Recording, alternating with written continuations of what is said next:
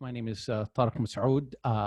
I'm the Sultan of Oman professor here at the Kennedy School and the director of our Middle East initiative. And it's my really great pleasure to have this conversation with Dr. Rana Al-Kaliouby, who is a kind of not the typical type of person that I end up having conversations with in my job. So Rana is the co-founder and the chief executive officer of Affectiva, which is an artificial intelligence company based in Boston.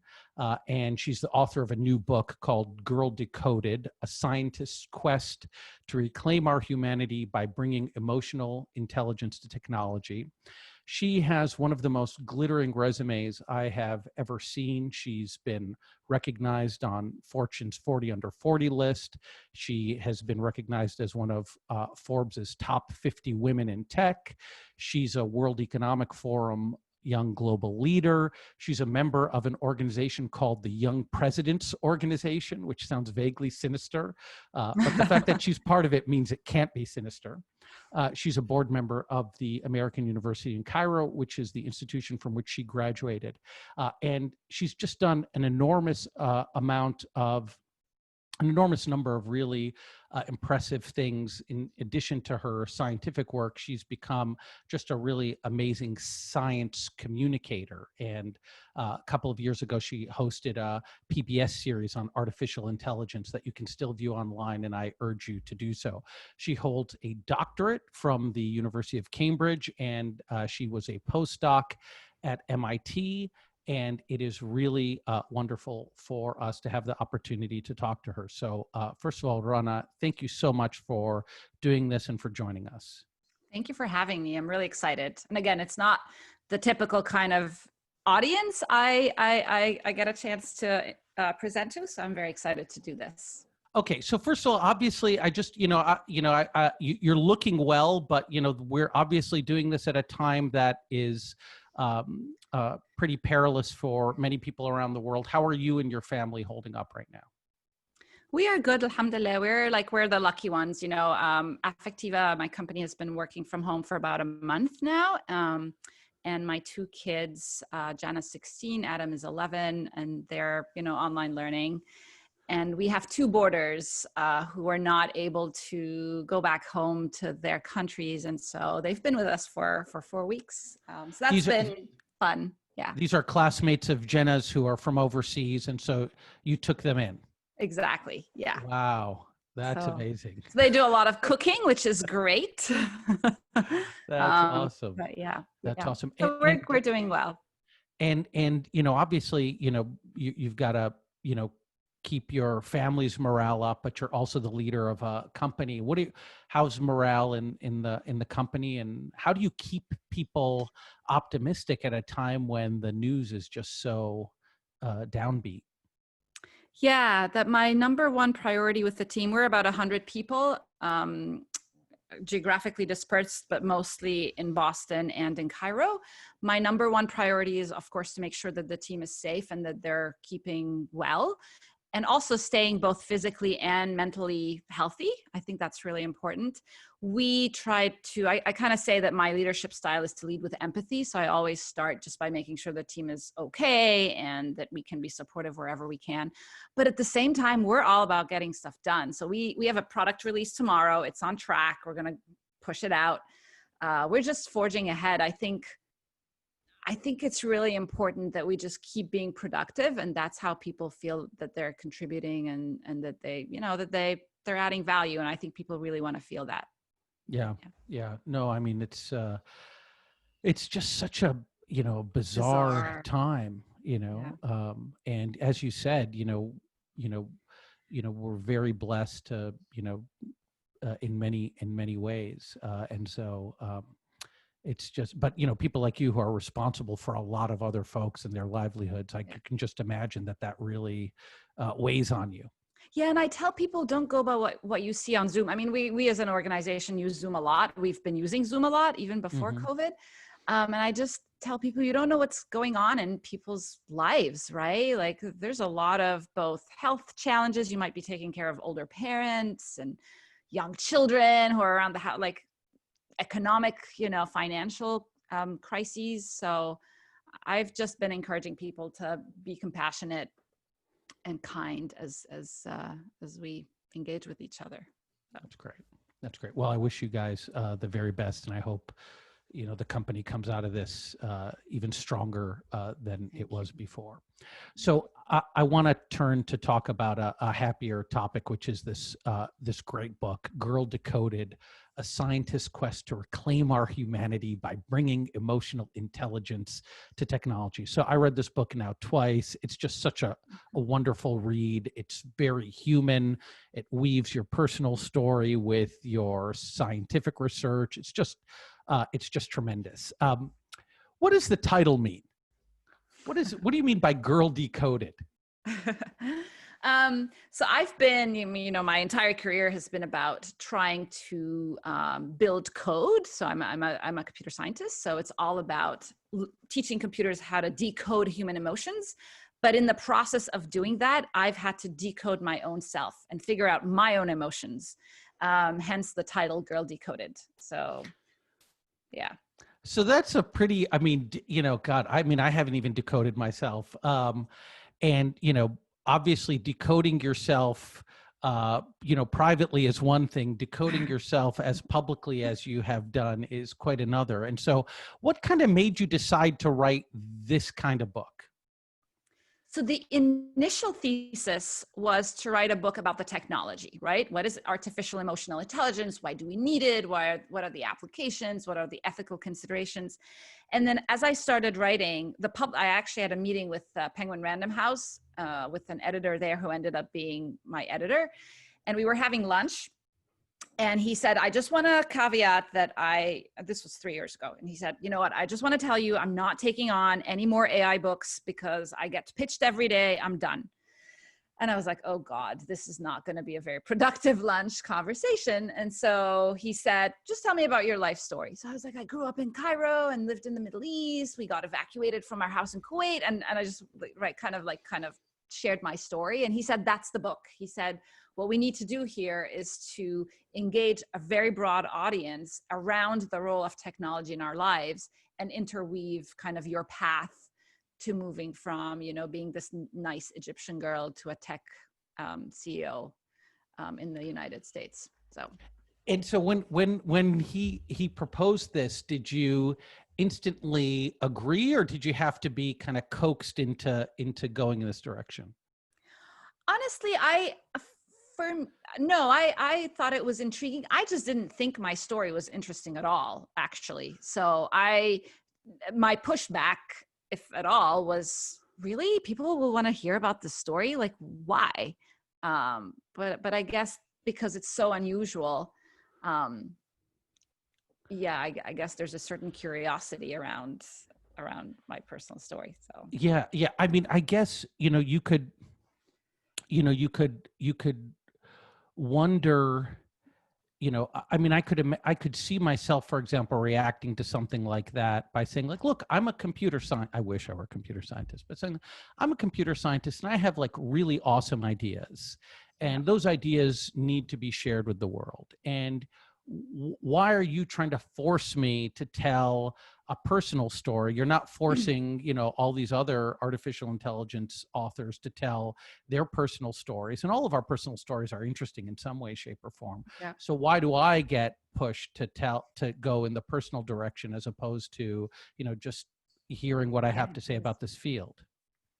I think for me, what actually got me kind of the tipping point for me was realizing that my story has an opportunity to inspire others, especially young people who maybe have a lot of, inner doubt, who, have big dreams, but they're not really sure how they can approach it or how they forge their own path. So I felt that I had a voice as an innovator and a thought leader. And I made a decision very, very early on that I'm going to be very open and vulnerable in writing this book. And it's, my mom was horrified when she read the first version, because she was like, oh my God, you're sharing a lot of like intimate family details in the book. And I wanted it to be authentic. Yeah. Well, it's definitely authentic and it's really beautifully written. But, was part of you anxious about sharing so much that's personal? Like you and I have known each other for some time. We are friends. And, there's a lot of stuff in there that I wouldn't have felt comfortable asking you about. Right. So did you feel, at the least bit anxious about just putting it all out there? You're very open about your marriage and about what didn't work there. You're very open about your own journey with religion, etc. I mean, the book just came out, so I might change my Yeah. answer once people start reading it. I found in the past few years in particular that the more I shared with people, the more reciprocity I got and the more it resonated. And there's power to that. Yeah. Yeah. Yeah. And I think, speaking of, wanting to inspire people, Yeah. for example, there's a great story in this book about how you sort of stepped up and seized control of your company. Because, people like us who are outside of the tech world don't always realize that the founders of companies don't always get to be the CEOs of those companies. And so you're Exactly. pretty rare in being a founder and the CEO. And you tell this great story about this moment when you decided to go for it and be the CEO of your company. And so I think there's all kinds of stuff in this book that's so inspirational. Let's get to the core of the work that you do, and Mhm. hopefully we can explore a few issues around that. So the subtitle of the book is Bringing Emotional Intelligence to Technology. Can you talk a little bit about what that means? Yep. Yeah, like let's take a step back, right? Let's look at human intelligence first. So, um, of course, your cognitive intelligence, your IQ is very important, but your emotional intelligence is equally important. So there's been gobs and gobs of research demonstrating that people who have higher EQ tend to be more persuasive, they're more likable, they're more effective in their both professional and personal lives. So I believe that that is true for technology as well, especially technology that interfaces and interacts with us on a daily basis. So if you look at the role of AI, for example, in what we do, it's taking on a lot of roles that were traditionally done by humans, like acting as your coworker, your productivity assistant, maybe driving your cars when we all go back to driving again.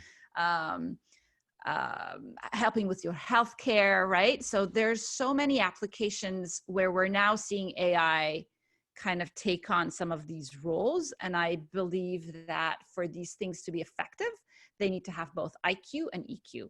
So a lot of people focus on the IQ part, and my entire career has been about bringing the emotional intelligence piece into devices and So technologies. what would like a personal, assist, like a scheduling assistant, an artificial scheduling assistant with EQ look like exactly?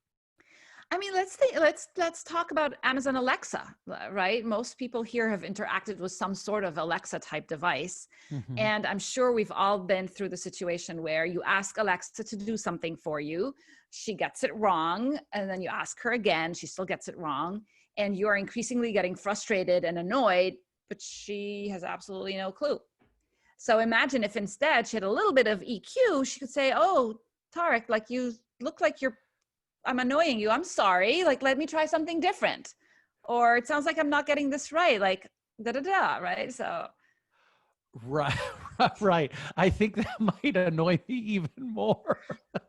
well, Yeah, but that's a good point, though. It has to be yeah. designed, the user experience and how, Hmm. what's the right response to things like annoyance and frustration are going to be critical. And it may Yeah. depend on the personality, right? Like, you might want your Alexa to say, "Sorry, I'm not getting it right. Like, try again in a few hours." Right, right, right.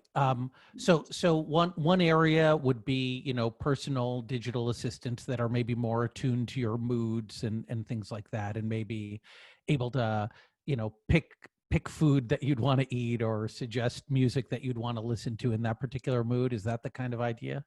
I mean, you can generalize this a little bit, right? So again, imagine if now Alexa, or whatever conversational interface you're using, this, or even your car, right? Like, we Yeah. do a lot of work in the automotive industry. Imagine if that device knows you really well, so it could flag mental health biomarkers, right? So it could flag if you're stressed, if there's signs of wellness or sickness. It could flag things like depression. We know that there are facial and biomarkers and vocal biomarkers of depression, even suicidal intent, Parkinson's, I mean, autism. There are so many of these biomarkers that we could use to make mental health way more objective than it currently is.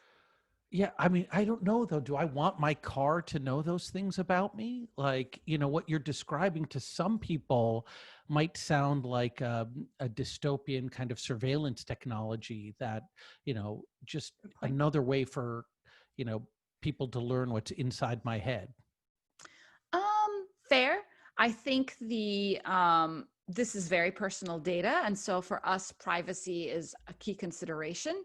And I think there has to be some value in return for you as a consumer to sharing this information, right? So if your car is now going to react in a way that personalizes the experience, that makes it more safer, then maybe there is some value in you kind of sharing this very personal information. But if Yeah. and that's not surveillance, right? Well, it Surveillance just is a depends on scenario. what happens with the data, right? So, Correct. Correct. Yeah. we are willing to, surrender all kinds of personal data about ourselves, biometric data, for, things as trivial as, like, an app that will age your face or make you look younger or switch your gender or whatever. Yeah. And, individuals are making the decision that it's totally fine, but, the in the aggregate, it's probably not where we want to go, right? Because the actors who then get a hold of this information, are able to use this information, might use it in ways that limit our freedom or manipulate us or dominate us. 100%. So we are part of a consortium called the Partnership on AI, which was started by the tech giants, Google, Microsoft, Amazon, and now and Amnesty International and ACLU are one of the founding partners of this consortium. And there's a number of startups that are part of it. And we are really advocating for what we call fair, accountable, transparent, and ethical AI. And my position is that we need regulation. It just has to be thoughtful regulation, not blanket, not blanket regulation that says you can't even develop or deploy these technologies, because there's a lot of positive potential that can come out of this. But thoughtful regulation that puts, into place guidelines and rules around how we should not be using this in surveillance or lie detection or other places where people are not consenting. So I'm a huge advocate of that. So I want to get us into that, but I think for us to talk about that kind of thing, we should talk first about the core technology that you developed first as a graduate student and then through your company. So can you describe sort of the technological innovation that Rana Kaliouby and Affectiva are responsible for in making artificial intelligence more emotionally intelligent? Yeah. So the way we communicate kind of as humans, only 10% of how we communicate is in the choice of words you use. 90% is nonverbal. And it's split equally between your facial expressions, your hand gestures, and your vocal intonations. So we use an approach in computer science called machine learning, and specifically deep learning, where we train a computer or an algorithm to detect your different facial expressions or your different, and then map it to a number of emotional and cognitive states. So for example, we would train the algorithm by giving it hundreds of thousands of examples of smiles or smirks or frowns. And the algorithm would learn what is so common between all these smiles, what's so common between all these frowns. And it, over time, it would continue to add more of these expressions, so that the next time we show it an image or a video of a person that it's never seen before, it can say, oh, yeah, this person looks like they're smirking or surprised or whatever. So when we first started, we had a very small data repository, and the algorithm was able to detect only 3 of these expressions. And it now has a repertoire of over almost 30 different expressions. And they range from a smile, which is pretty simple, to complicated states like fatigue or level of drowsiness, which has applicability in a lot of industries. So that's the core technology. And so the idea is to, use this technology in things like smart cars or other, so, the computer or whatever would have to be like looking at your face, and because it's reading your face. And are you Exactly. also, do you have other markers as well that you have computer looking Yeah. at? Yeah, we've started to incorporate other contextual cues. Like your voice is a telling sign, like how quickly, Mm, how fast you're speaking or how much energy is in your voice. That's important. But also things like, if you're driving and you're on your phone, like texting, or you're kind of on the phone, like, right? We're able to do these kind of activity recognition yeah. models. So we're continuously adding more intelligence to this. Has the technology gotten better than humans? In other words, can your software more accurately detect facial expressions and micro expressions than, say, you could or I could?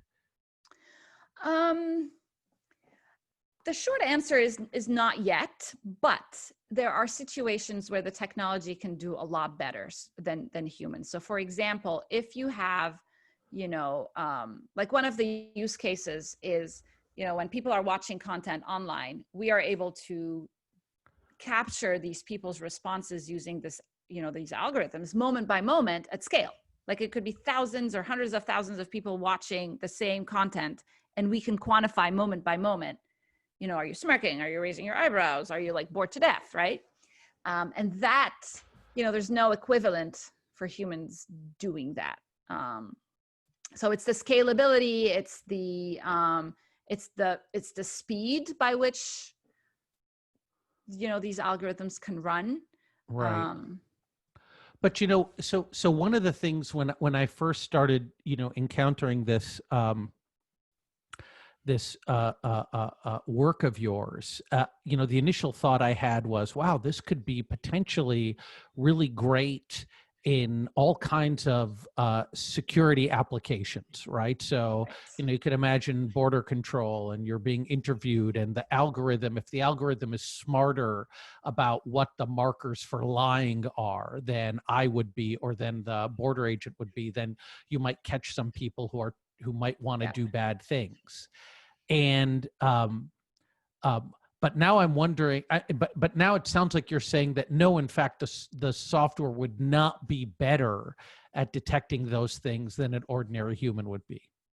Well, it depends on how skilled the human is, right? There's a spectrum. It actually depends on how skilled and attuned the human is to these nonverbal cues. Yeah.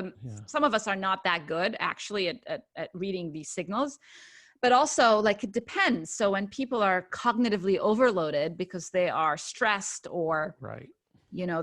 they're distracted, they miss all of these signals, right? So I'm sure we've all been in situations. I do that with my kids, unfortunately, all the time, when, I'm kind of distracted on my phone or device and they're talking to me and I'm missing all of these signals. So I would say it really depends on the person and the context.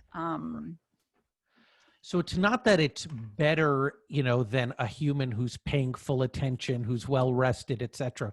In fact, it almost wouldn't make sense if it were, right? Because presumably these micro expressions, et cetera, they evolved, right? They were selected for because we actually are able to learn things and communicate to each other in all of these nonverbal ways. So presumably the best machine for interpreting nonverbals is a human, but not a tired human or a stressed human or a Right, right, distracted human. right, right, right. And I think what's different about how humans do it, where the technology isn't there yet, humans are really good at doing this multimodally, right? Like you are incorporating multiple channels of information, your face, your gestures, your voice, prior information about that person, right? Like Yeah. we just incorporate a ton of context. And the current state of the technology is not multimodal. It's still kind of Right. processing these disparate channels of information, with very little contextual understanding. So we will get, I mean, I know we will get there. We're making progress, but it's the early days. It sounds like, Rana, one of the things that, as you just said, that's different about this technology, that distinguishes this technology from, say, a human, is that it isn't taking into account all kinds of quote unquote context, et cetera. And I always thought that the advocates of more artificial intelligence in our lives pointed to that as a kind of feature rather than as a bug. That basically by stripping away these stripping from human interactions all the context and all the other quote unquote baggage, you actually could arrive at better, less biased decisions. But now you're telling me that no, in fact, we want to incorporate all of that other additional information. So then in the end, are we just trying to create a machine that is as biased as we are? That's a loaded question. So I'll get to the bias part. I've got many questions here. That's the least loaded. There's many more.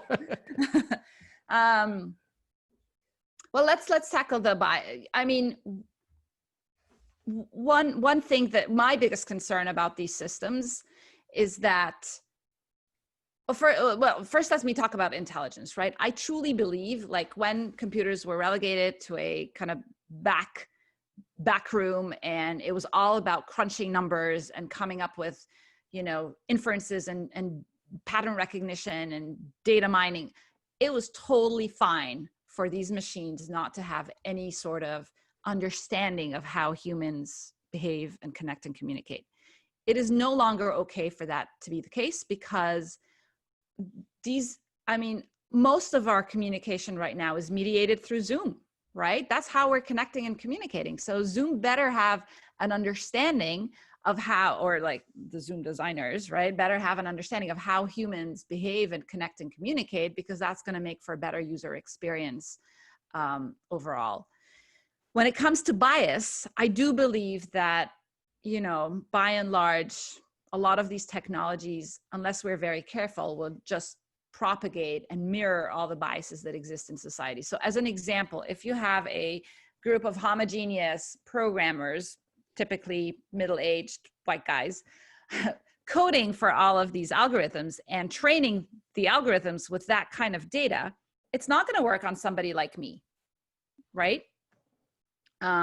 So it is super critical that we are thoughtful about the data we use to train these algorithms, that we're thoughtful about how we validate these algorithms. And I'm a huge advocate for diverse teams, right? We need people around the table designing those that are diverse in terms of gender, age, ethnicity, but also backgrounds. Like, that we don't all have to be computer scientists. It would be great to have politicians or, scholars or musicians around the table who can add a different perspective. So that's really key. Okay, so this is really great and super exciting. So, the example that I gave you of a use case for this technology, which would be sort of security, etc. That's a use case you actually thought about and actively decided against doing. Can you talk a little bit about that? Yes. So the use case would be basically surveillance or, airport security or lie detection. And it's probably a lucrative market. We know that it is. We routinely get approached by all sorts of governments and agencies that want to deploy the technology that way. And in fact, in 2011, we were a few months away from running out of money. And we were in the midst of raising new capital. And we got approached by a 3-letter agency, the funding arm of that agency, and they basically said, we're going to the World Wildlife Fund, not to be named. Yeah. And they said, we're going to give you $40 million worth of funding on condition that you pivot to applying the technology in this space. And I thought about it hard, because on the one hand, we would get funding for the company and we would continue to exist. If we didn't, maybe we'd run out of money. We'd all, Affectiva would not continue to exist. But I just felt like that was so not in line with our core values of respecting privacy and consent, and there's so much opportunity for discrimination and profiling against people. So we turned the money away, and we've continued to turn that business away. So tell me about some of the businesses you haven't turned away and some of the ways in which you are using the software or the technology. Media analytics is one area where we try to quantify the emotional connection that people have with content and with products and services. So and that product is deployed in 90 countries around the world. So it's pretty global. What does that mean? Just so for ignorant people like myself, what exactly do you mean by that? So with your consent, say you're watching a Netflix show or a movie trailer, we are able to capture moment by moment how you're responding and aggregate that data anonymously. And then we can show the content creator or the marketer, where did people resonate with the content? Was it offensive? Was it boring? Was it engaging? And you can generalize that to applications in online learning. I mean, I think it's so timely right now with COVID, and we're all like just doing everything virtually. You could imagine an online environment where the teacher can get feedback on the level of engagement of the students, just the way he or she would when in a live classroom. I mean, I know you've been teaching virtually. So imagine if you had a little bit of an engagement meter. Right. Yeah.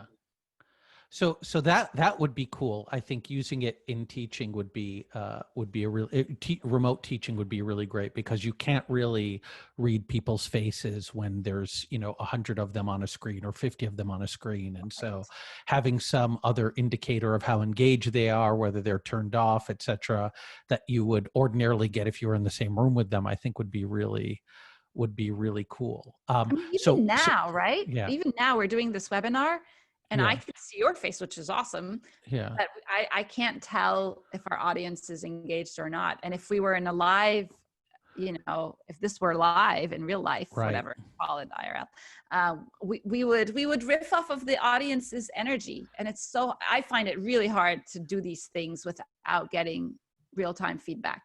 Yeah, that's certainly the case I've experienced as well, particularly even when you're teaching, for example, online, when you're doing one of these Zoom things and you're not getting any auditory feedback from anybody. So you don't know if the jokes that you're making are landing, or if people are groaning because you said something totally ridiculous, etc. So no, I totally get that. But just to come back to the kind of ethical, question. So, folks came to you and said, look, we'd like to deploy your technology for security purposes. And you said, no, Yep. Look, our ethics don't allow that. Instead, I want to use it to sell products and get people to watch more television. Well, I do want to see content that engages me. But I want to make sure that I'm giving my consent Right. to do that. Right. Yeah. Right. So you start this book. I mean, such a beautifully written book. You started with a very arresting story. You started with the story of this guy named Jamal Dunn, who's a 31-year-old disabled man, father of two, I believe, who was in a pond in Central Florida. He drifted too far to into the deep portion of the pond and was drowning. And there were a bunch of young people on the shore who were videotaping him the whole time and making jokes, etc., while he was flailing to what ultimately proved to be his death. So, you start with that. And I guess my question is sort of, I look at that story and I think, wow, that's an illustration of how we really, in the real world, in our real life interactions with other people, flesh and blood interactions with other people, are not bringing the emotional intelligence, sensitivity, empathy, love for our fellow human being that, you're dedicated to bringing to the technological space. And I guess, so, how does bringing emotional intelligence to technology help us solve that problem that you opened your book with? Yeah. So the thesis is a lot of our communication is mediated through technology, which is, again, now with the global pandemic we're in, has never been more true. The problem is these technologies are not designed with people in mind, right? They don't recognize that the main way we communicate is nonverbal, and the main way we build trust and empathy is through these implicit signals, right? So I believe, and there's kind of two paths you could take. One is to say technology sucks. Let's not do technology. Let's kind of go back to, right, like the years ago, and we didn't have all these devices and we didn't spend all this time online. That's unrealistic, right? So the other path is to redesign technology in a way that incorporates all these signals so that when you are communicating virtually, you can get a sense of level of engagement. You can build trust. I mean, one of my main challenges as a CEO right now is I don't know how to build loyalty and motivation and inspiration remotely. It's super hard. So we need to find a way to redesign these social platforms, these video conferencing tools, these virtual event webinar platforms, like all of it, online learning. We have to redesign all of these things, dating, right? We have to redesign all of these things to incorporate what makes us human, which is these like nuanced, fleeting, nonverbal signals. Well, I mean, let's take the dating example for, Uh-oh. for instance. So, I mean, you know, ultimately, the relationship is going to succeed or fail based not on what happens online, but what happens in real space. Correct. So then, it's not clear to me how much, we can, engineer or hack that particular human interaction, by, making computers more able to detect your emotional states. Because at the end of the day, you got to, you've had some nice texts between, you and the potential paramour. Ultimately, you got to get together in the real world and figure out if there's chemistry. Correct. But if there's a way to bring these elements of chemistry online, either to match people in the first place. I mean, the killer dating app is one where, based on some short initial interaction, can predict whether, if you meet in person, there's going to be chemistry or not. Like a chemistry classifier, that's the killer app. And that's often based on a lot of it's not based on what two people say to each other. It's based on this parallel language of eye contact and right? All of these nonverbal kind of silent signals. They're not silent, but like parallel signals. Yeah. And that's what needs to be captured in all of our communication online and translated into important signals that we can use to build. I guess, no, I totally get it. And I guess there, I'm just trying to figure out what the problem you're trying to solve is. So is the problem that we get on these dating apps, we're matched with a person, and then we show up and they're not a great match?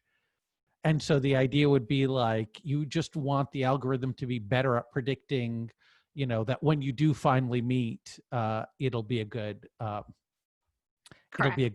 good match. Yeah. Well, okay. So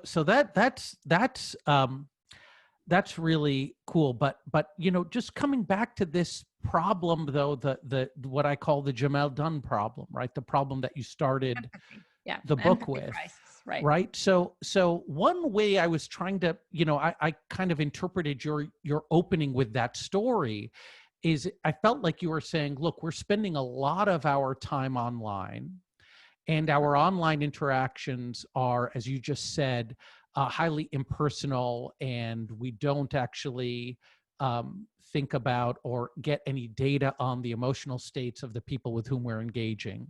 Right. And then that makes us sort of insensitive in a way.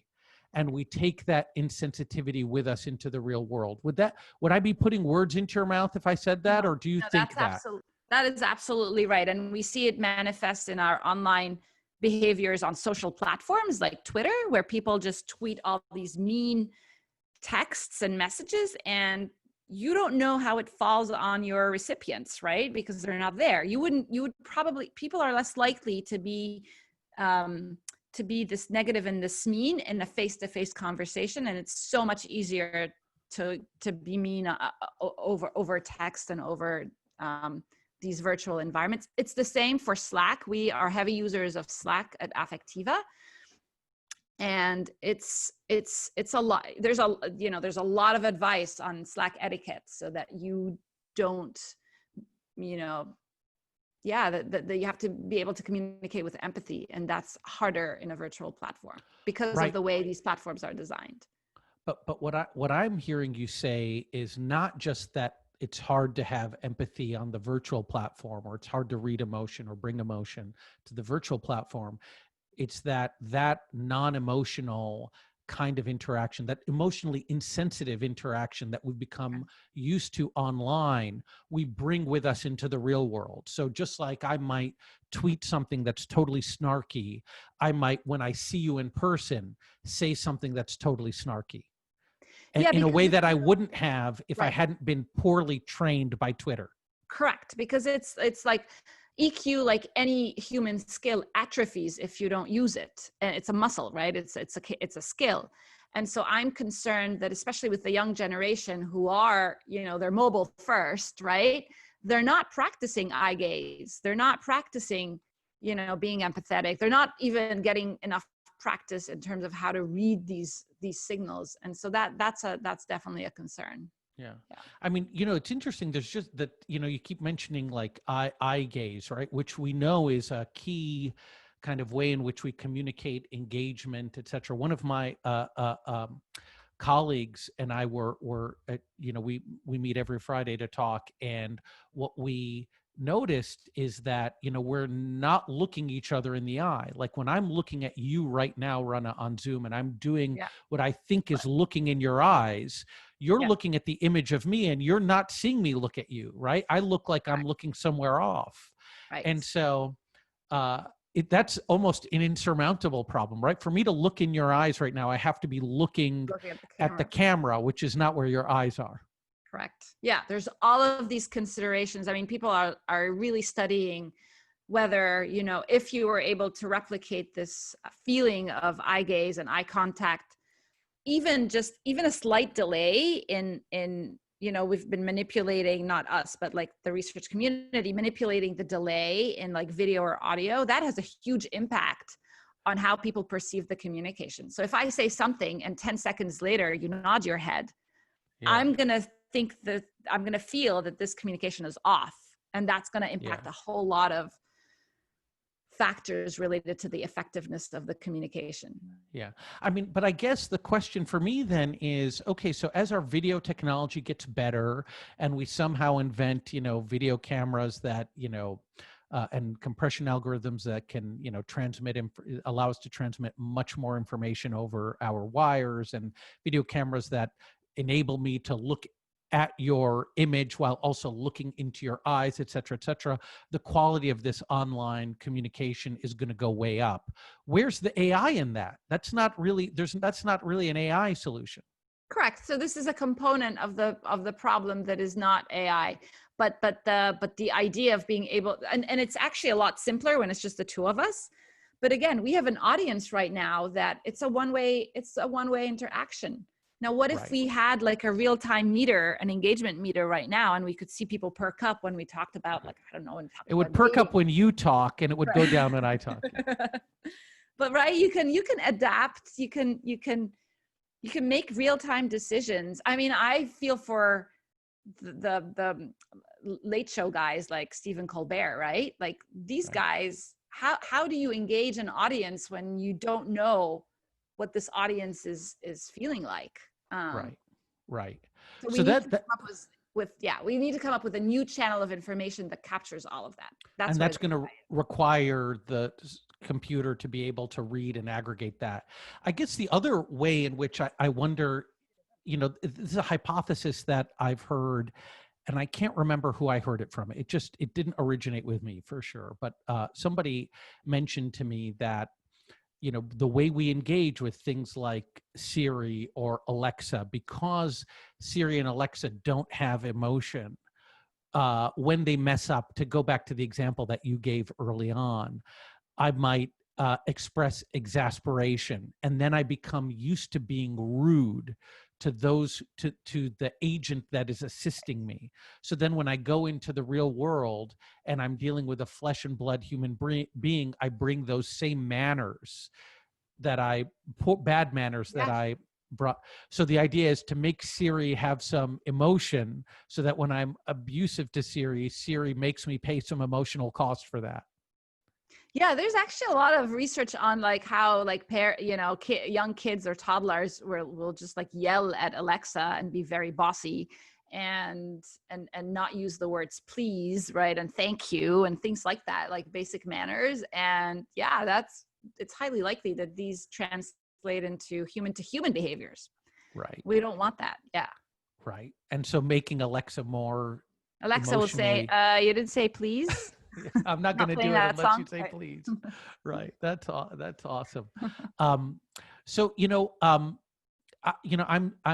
I'm super fascinated by the line of work that you're in, and you and your colleagues really are sort of making the future. So, when I think about your field of artificial intelligence and emotional intelligence, especially, where is this field going to be in, say, 10 years? I mean, if I think 10 years ago we had none of this, so in Right. 10 years, what's on our horizons?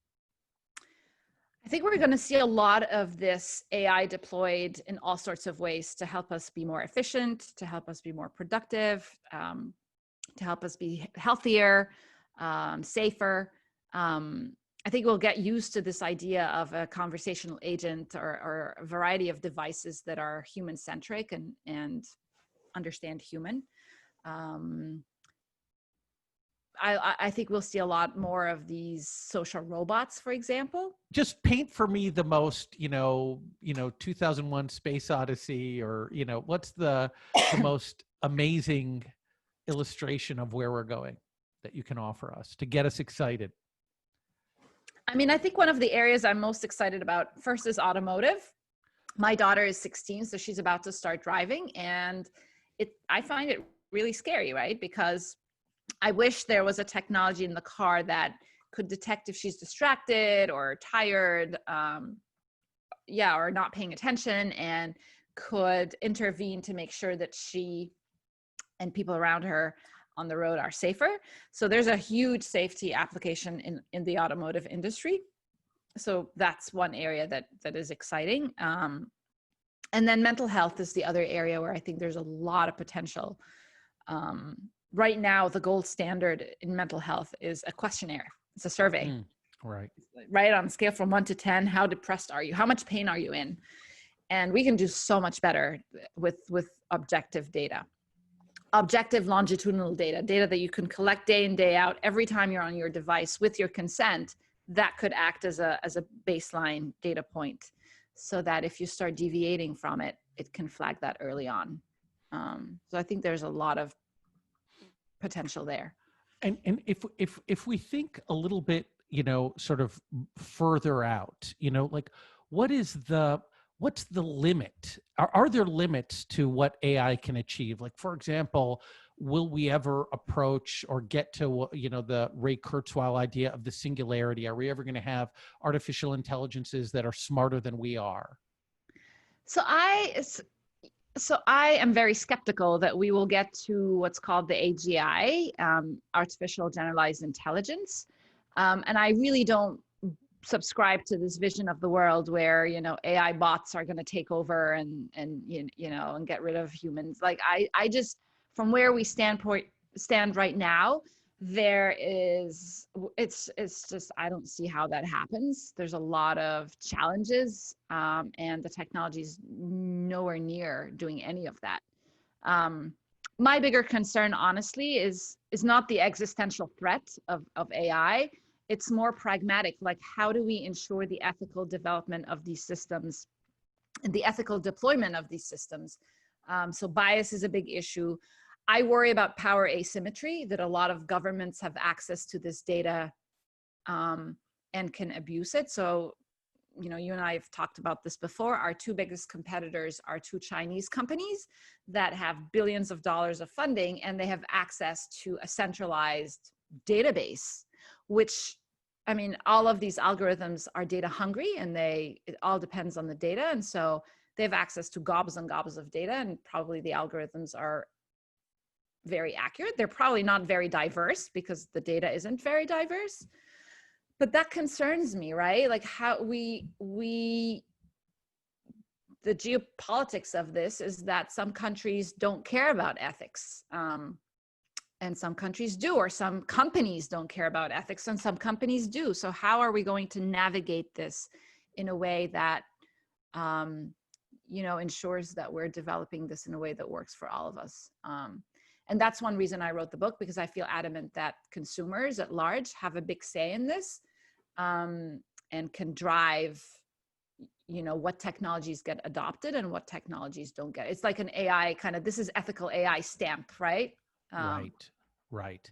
I think that's one of the many great services this book does, is it kind of opens a window for readers into this world and what is being done, and kind of makes them hopefully much more educated consumers and citizens when it comes to issues around AI. So I think that's huge. So I have a bunch of other questions about this as well. However, we do have to make sure we stay on time. And I did want to talk to you a little bit, or get you to talk about the part of the world that we're both from. So you're an Egyptian American. You were born in Egypt. I'm an Egyptian American. I was born in America to Egyptian parents. But so do you ever see yourself going back to live in Egypt permanently?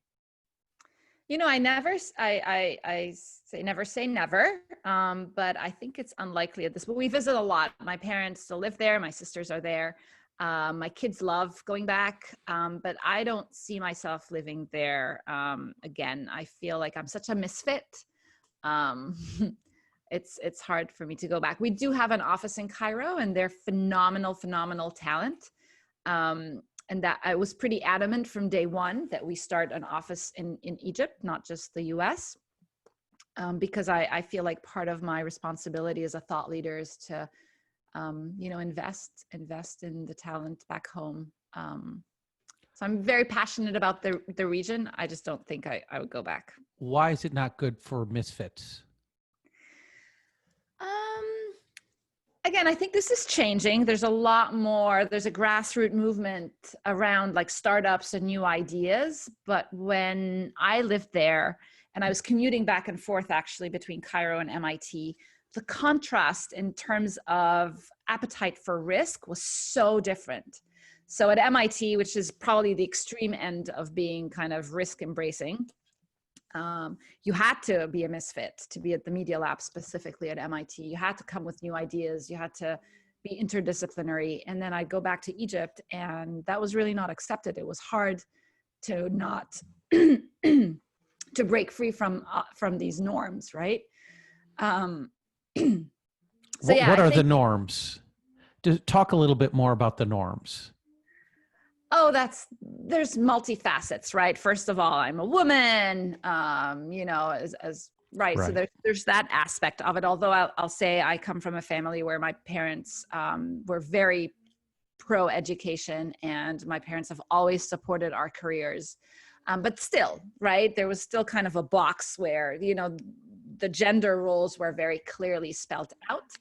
And so I find that limiting, and I think it's changing, and I don't like to generalize, but that's definitely one aspect of it. But also just accepting of new ideas. I think there's a lot of naysayers and skeptics, back in Egypt, where if you come with a new idea, they'll just roll their eyes and they'll say, "Oh, you can't do this." Where does that come from? Why is that? I don't know. You're the expert, right? You're the politician. You probably know why there's so much.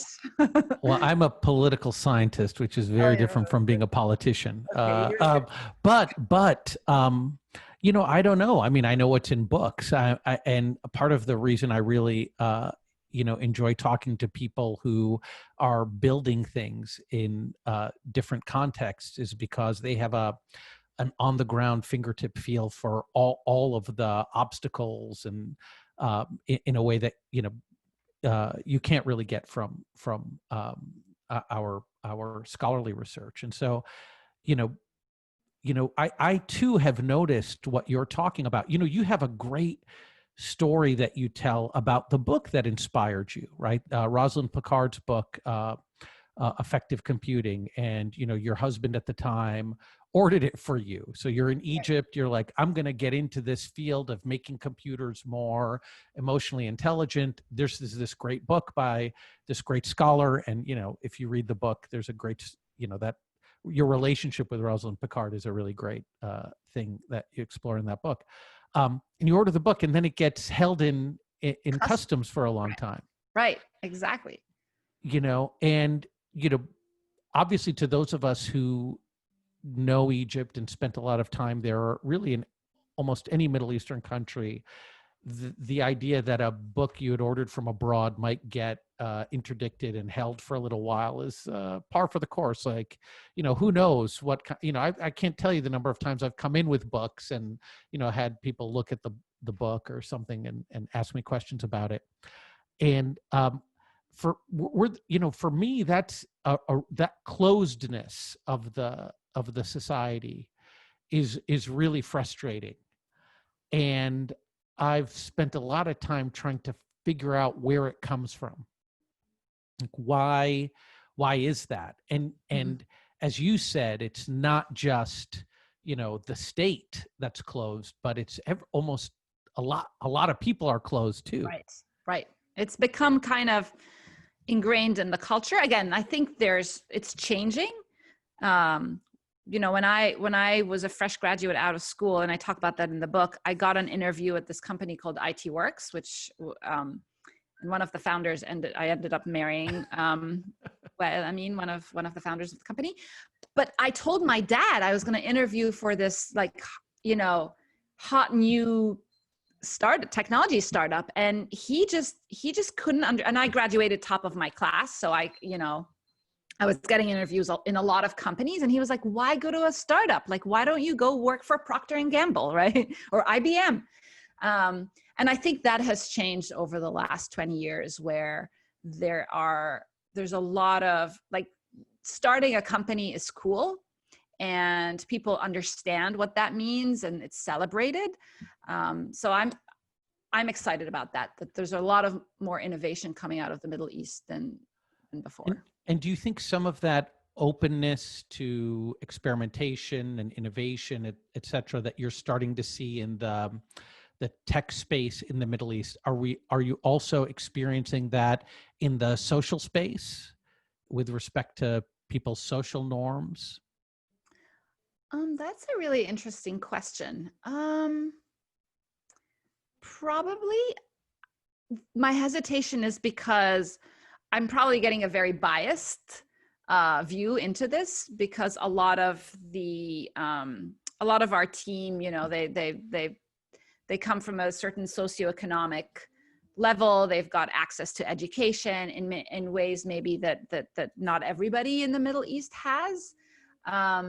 So my view's probably a little bit biased, but I do think there's a little bit of openness, not a lot, a little bit. and hopefully increasing. Yes.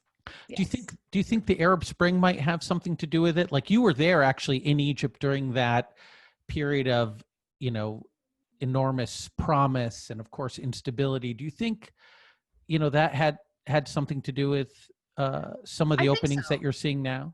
Yeah, I think so. I think especially youth believe that they have a voice, and they want to use their voice, whether to start new companies or to be advocates for social justice or political change. Yeah, so I think they feel more like, young people feel more empowered, which is awesome.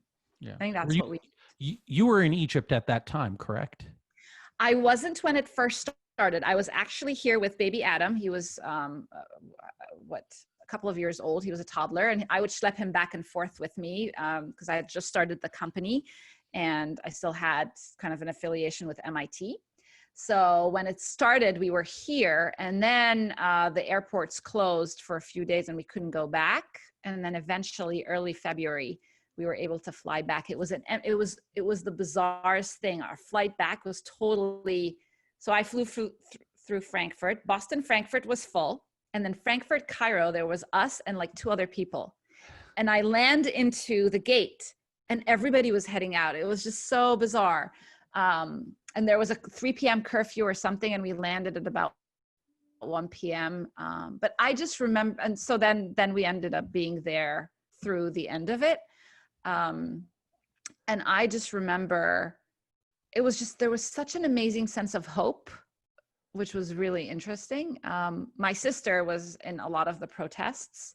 And she kept that kind of a secret from my parents for the first few days, and then they figured it out. So And you were there, I'm assuming, on and off all the way through the entire period up to 2013. Correct. Yeah, Affectiva had been started by then, correct? Correct. And so how were you, I mean, were you, because you were in the throes of this startup, were you just not really paying attention to what was going on around you, or were you, and how were you processing it? I have this defense mechanism when the world blows up around me. I just hunker down on things I can control and just forge ahead in a pretty, it's actually pretty scary. So I'm doing the same with this global pandemic. I feel the world in some ways is falling apart, but I'm launching a book. I'm like, you know, getting our products out. Like, I'm just like, I forge ahead. And so I had a very similar response to the Arab Spring. It was pretty, because I was separated from my daughter at the time because she was based in Egypt, and Adam and I were here, and I didn't know when I'd see her again. So I was pretty distraught. And my defense mechanism was just to focus 150% on the company. And that was the same year we raised a new round of funding. We doubled the team. So yeah, I kind of tend to focus on things I can control. Right. That's smart. So, in your book, you talk a lot about, growing up in the Middle East, and you talk about your own personal journey from a particular kind of religious observance to a different kind of spirituality. And I guess, what I thought I'd get you to try to talk about is, you talk a lot about yourself as having changed. And so could you share with us a belief that you have right now that your 20-year-old or 22-year-old or whatever self would be horrified to know that you have? I think an openness to a lot more types of people.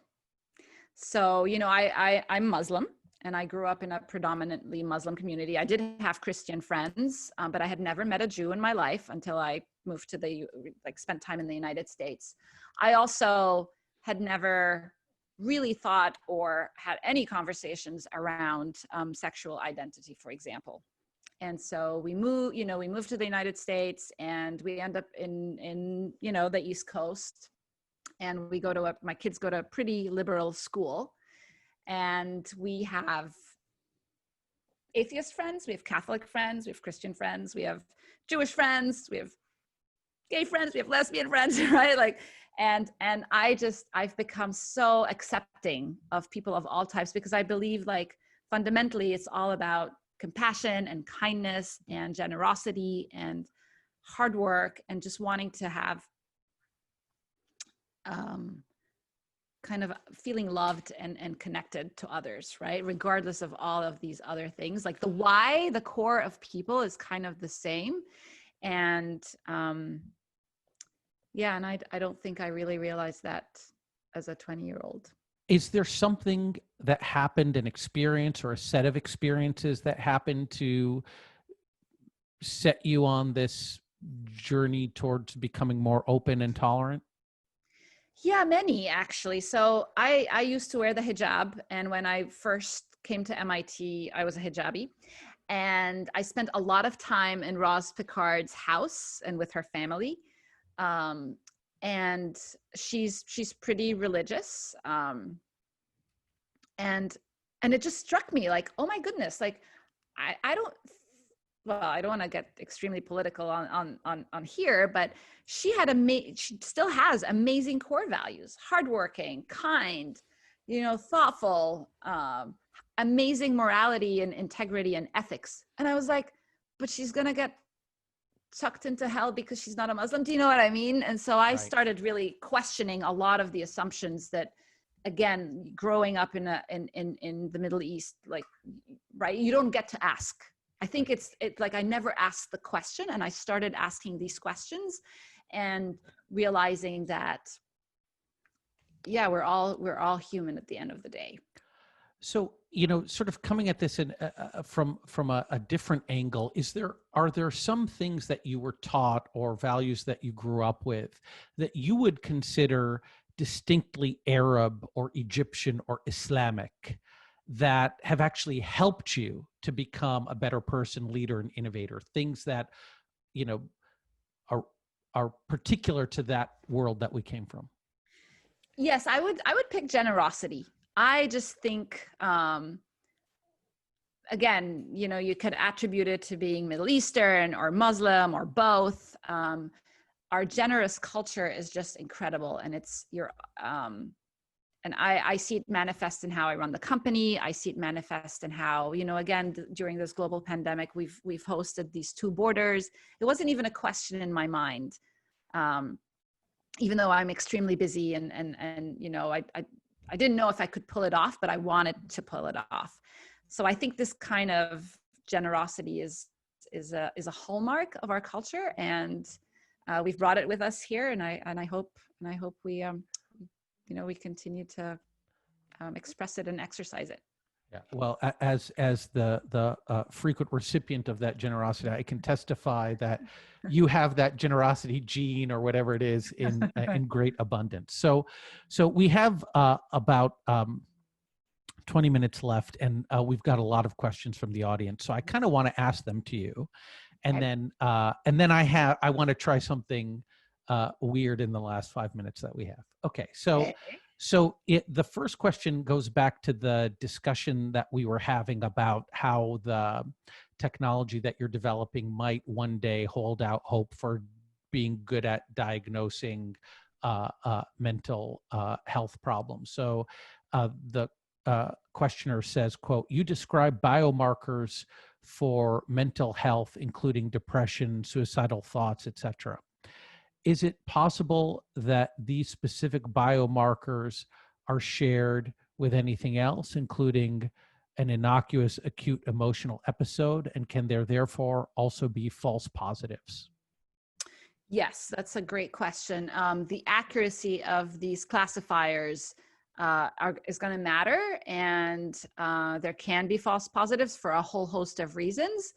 And I think that's where we usually have like a confidence score, like how confident is the algorithm in its inference, and how actionable do you want the algorithm to be, right? And so maybe there is still a human in the loop that confirms that, if the algorithm flags that you look extra stressed today, and it's going to recommend that you take 5 minutes to do a breathing exercise, then maybe there's a feedback loop where you confirm that, yes, indeed, I am stressed, or I am falling asleep in the car. Before you take control of the vehicle, just like confirm that the person is indeed in that state. Right. I mean, one thing, Rana, that comes to mind when you're describing some of these uses of technology is they feel like they're assuming a very atomized existence, where it's me and the tech, and my children aren't there, my partner isn't there, etc. Like these social support networks of other human beings who are trained through experience and just inclined through their basic humanity to read your emotions and act on them. That doesn't exist, right? Is that part of the assumption that goes into developing these? Do you feel like we are becoming much more atomized as a species, so it's going to be extra important for us to have technology that can do the things that our partners or children, et cetera, would have ordinarily done? No, I wouldn't say it that way. Although if we had like a nanny, if right now we had like a nanny bot and a cleaner bot, and that would be awesome. But no, I think of it more as a tool that augments our abilities. So I think of it as like, if you have a hearing problem, you buy a hearing aid. Or if you don't have great vision, you wear glasses or contact lenses. And I see it in the same way as an augmentation. If you don't have amazing EQ skills for whatever reason, perhaps because you are spending so much time virtually and you can't really tap into these signals, then it's an EQ augmentation. I really think of it, that's the umbrella, or that's the context. Okay, another question, which is actually a really great question. Has any artificial intelligence machine composed poetry so far, or music?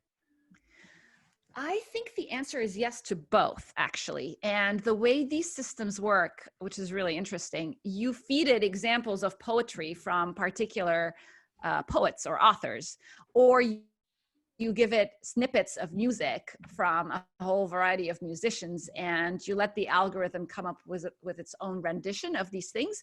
With poetry and prose in general, and even articles, some of them will seem gibberish to us, but some of them will seem creative and interesting, and the same for music. And a lot of people are looking into this aspect of, can AI be creative? And the answer right now is yes, but it's supervised. You're basically feeding it you're bootstrapping it with examples from humans. Right. And of course, it doesn't appreciate what it is creating. Correct. Right. So it's, even though it may look to us like art, that emotional connection between the artist and the thing they're producing that awakens in us so much inspiration, etc., that just isn't there. Yeah. Right. Okay. Another great question. This questioner asks you if you could elaborate on the implications of your technology for neurodiverse individuals. Mm-hmm. And that's the first part of the question. Okay. It's actually a two-part question. Okay, so let's answer that. Yeah, then I can take you to the next one. Yeah. Great. So absolutely. The very first application we explored for this technology was for autism. So individuals on the autism spectrum have trouble making face and eye contact, but also understanding all of these nonverbal signals. They find it really overwhelming as a channel of information, and so they avoid it altogether. So the very first thing we built at MIT was a Google Glass-like device with a little camera that processed all of the nonverbals that these individuals were getting, and it gave them real-time feedback in their ear. This was in 2006, before Google Glass existed. Now we are partnered with a company called BrainPower, and they actually use Google Glass and our technology, and they've deployed this in over 400 homes and schools. And basically they're helping these kids, primarily kids, understand these nonverbal signals. We're already seeing that while they have these glasses on, that they're doing a lot more face and eye contact. The question is, does it generalize when you take away the glasses? Will they still be able to read and process these signals? So a lot of work being done in that area. And I find it absolutely inspiring. Yeah, it's completely inspiring. I've seen videos of the use of your technology for helping autistic children kind of read emotion and react to it, and it's just incredible. The second question that Allison asks is about your interaction with your book publisher. And she asks, all else equal in your life story, would the publisher have been interested in a book called Boy Decoded? In other words, was your gender a key part of what made them interested in this? That's Allison's question, not mine. You know, I have to say maybe yes, because yes, and that I don't know, like I'm a minority in so many ways. I often joke that I check a lot of like Trump's minority boxes, right? I'm Muslim. I grew up in the Middle Trump has East, decided that Middle Easterners are white. You didn't notice that on the census now? Middle Easterners are considered. Right, I did notice that, actually. We had a whole debate about that in my family. So that's a whole different conversation. But anyways, I'm a woman in technology. So I think I'm a minority, and I think that's maybe one reason why the publisher thought this was an interesting story to tell. I mean, yeah. And it's intrinsically it's an incredible story. I mean, I think your story would still be fascinating, interesting, and important for everybody to read if you were not a woman, and if you were not a Muslim, etc. Right? That just what you have created is worthy of us paying attention to what you have to say. Yeah, and actually, thank you for also highlighting that. Like the book is called Girl Decoded, but most people who have read it so far are actually not women. A lot of the reviewers are, men who I admire, and I followed their work for many years, and they have found a lot of things that resonated with them in this book, and including the journey of innovation and Absolutely. yeah. Absolutely. Okay. So another question. The questioner asks about needing to the comment you made about needing to redesign virtual platforms to incorporate what makes us human. And so this questioner asks, how can we be using what we have now to engage and foster those human relationships, particularly with our students? How do we create those spaces now to foster connections? Yeah, I think, again, especially now, because we've been catapulted into this universe where we do everything online. I think it's important to acknowledge that our nonverbals matter. So when you are on a Zoom conference, do consider turning on the video. It definitely adds an interesting element of connection. When you are, in a conversation where there are multiple participants, make sure that you are actually sharing. Don't have a poker face. Try to exaggerate or amplify some of these nonverbal signals. So a lot of these like things that we take for granted when we're interacting face to face, I think we have to really craft and emphasize in the in a virtual environment. So, I've been careful about not necessarily reading the questioners' names, but this one I can mention their name because they are a colleague of mine. So Ida Bardisi asks, she says, do you think emotionally intelligent technology could have engaged with protest mobilization or peace building efforts during the Arab Spring, which after all, as you know, primarily took off via social media? So could Affectiva have made the Arab Spring turn out differently? That's a great question. I don't know if it would have turned out differently, but I definitely feel like, imagine if you had a heat map that could have flagged early on some of these like hot spots of engagement or strong negative or positive emotions. I keep imagining like a heat map superimposed on the world map where you can see how people are feeling in different parts of the world in response to events that may be local or global. Again, I'm a geek and I'm obviously very passionate about that, so I think that would be totally fascinating, but I might be the only one who thinks so. No, I think it's super fascinating. I mean, again, you get very quickly into the surveillance, Yes. implications of this kind of Right. kind of technology. That. One of the questioners, I'm gonna try to be a little bit efficient and summarize some of the other questions so that we can get to the last phase of our discussion today, which has been really awesome.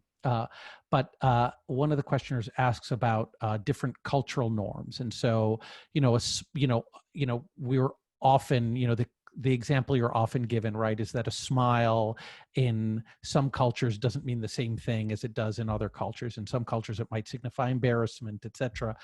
How would you train an algorithm to kind of figure that out?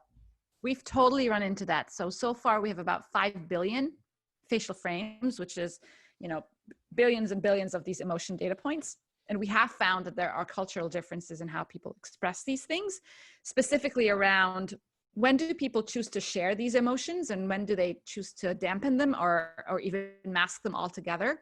We found that collectivist cultures like China, for example, and maybe to some extent countries in the Middle East like Egypt, there tends to be people tend to be less forthcoming about negative emotions, right? So if I show you a product in Egypt, people are likely to say, yeah, it's amazing, it's awesome, I would totally buy it.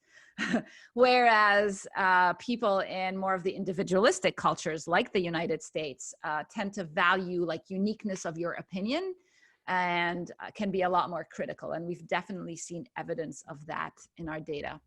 Yeah, that's fascinating. And so, but there's obviously ways around that kind of problem.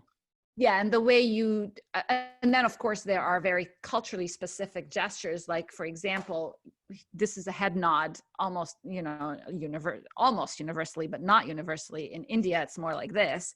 And in Right. Bulgaria, a head nod is actually this.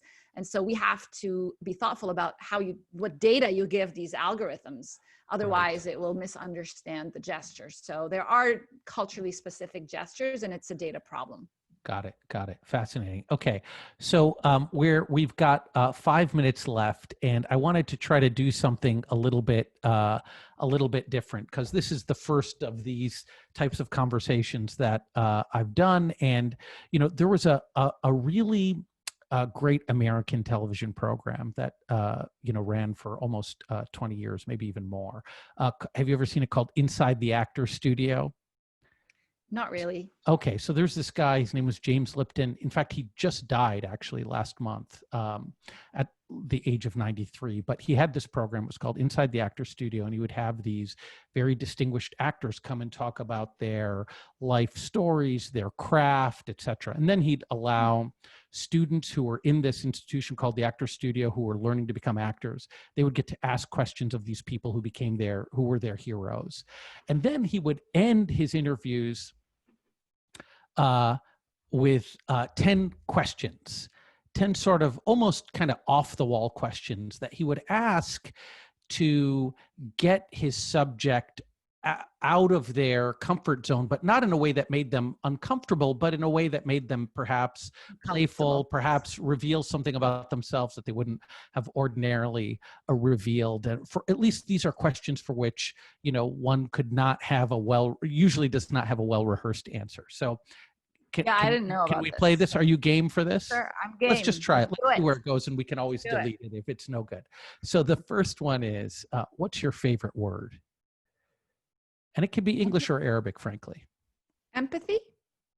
Empathy is your favorite word. What do you like about that word? I don't know. It just represents who I am, I think. Very empathetic.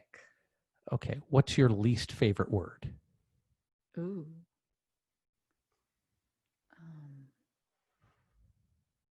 Malish.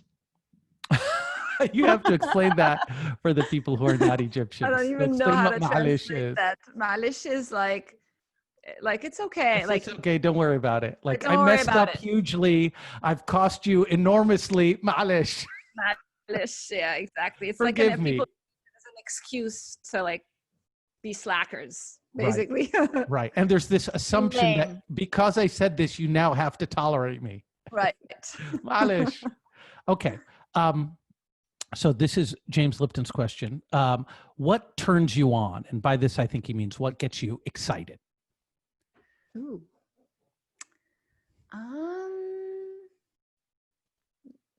These are tough questions. What gets me excited?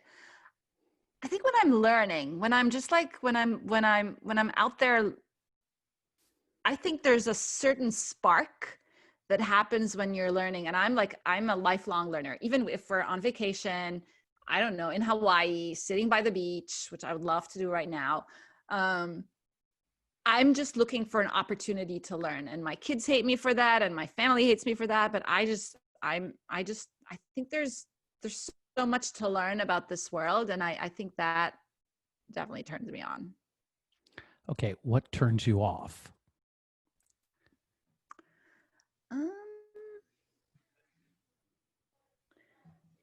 I think people who are, I don't know, this is the first thing that came to mind, not having a can-do attitude. I'm done with people who are naysayers, and they're just Debbie Downers. I'm done with that. So yeah, that's a real turnoff. Okay. What sound or noise do you love? The first thing that came to my mind is the harp. My daughter is a harpist, and I just love the sound of the harp. It's really soothing. Even if you don't really know how to play it, it's still soothing. So, well, let the record show your daughter does know how to play the harp, though. He plays it really well. I've heard it too. What sound or noise do you hate?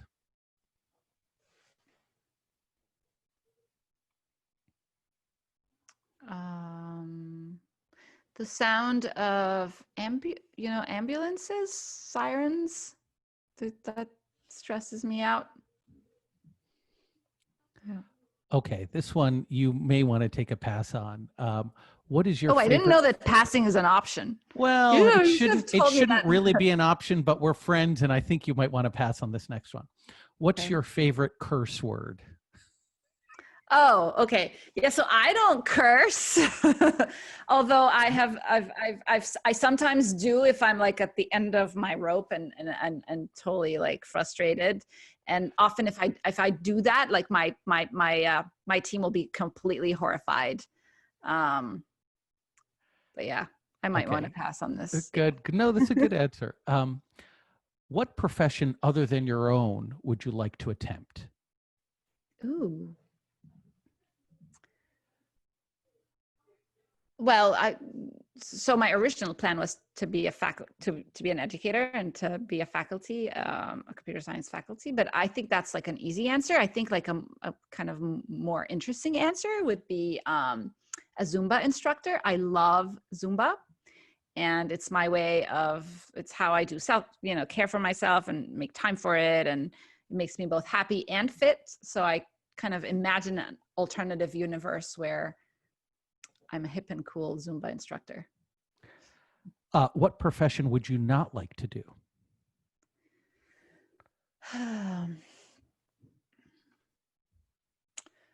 What wouldn't I want to be?